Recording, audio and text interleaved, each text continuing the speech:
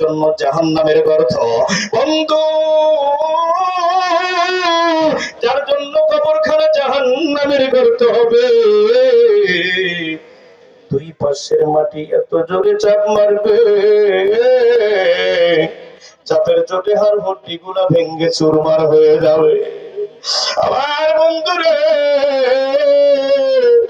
কবরের আযাব পৃথিবীর জমিনে কোনো মানুষ সহ্য করতে পারবে না। ভাইজান, দুনিয়াতে আইসা আল্লাহর আইন ভুলে গিয়েছি, দুনিয়াতে আইসা আমার নবীজির আদর্শ ভুলে গিয়েছি। এ বন্ধু, আল্লাহ রাব্বুল আলামিন তোমাদেরকে খামাখা সৃষ্টি করেন নাই। আল্লাহ রাব্বুল আলামিন সৃষ্টি করেছেন শুধুমাত্র তার ইবাদত বন্দেগী করবার জন্য। ফজরের সময় মুয়াজ্জিন আযান দেয়,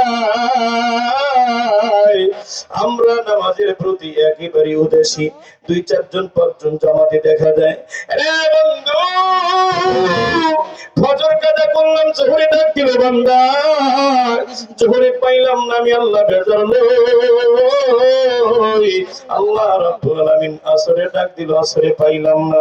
মাগরিবে ডাক দিয়েছে, মাগরিবে পাইলাম না। এশায় ডাক দিয়েছে, বান্দা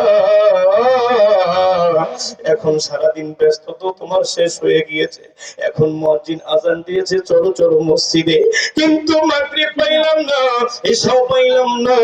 তাহাজ্জুদের নামাজের সময় तमाम পৃথিবীর মানুষ ঘুমায়, অন্যায় অপরাধের কথা স্মরণ করে তাহাজ্জুদের মুসল্লায় তার হয়ে যদি কাঁদতে পারোস বান্দা, আমি আল্লাহ তোর তওবা গুলাকে ক্ষমা করে দিয়া তোর জীবনের গুনাহ মাফ করে দিয়ে দেব। বন্ধু,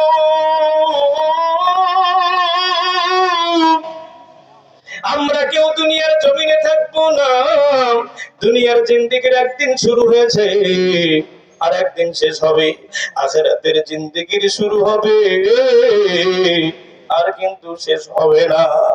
বাজান, প্রত্যেকটা মানুষকে আল্লাহ রাব্বুল আলামিনের দরবারে উঠতে হবে। সে আল্লাহ রাব্বুল আলামিন কিয়ামতের ময়দানের দিন হাজার হাজার লক্ষ কোটি কোটি মানুষ আল্লাহ রাব্বুল আলামিনের সামনে হাজির হবে। দেখুন বন্ধু, 2 ফোঁটা চোখের পানি ফলাইতে পারেন কিনা?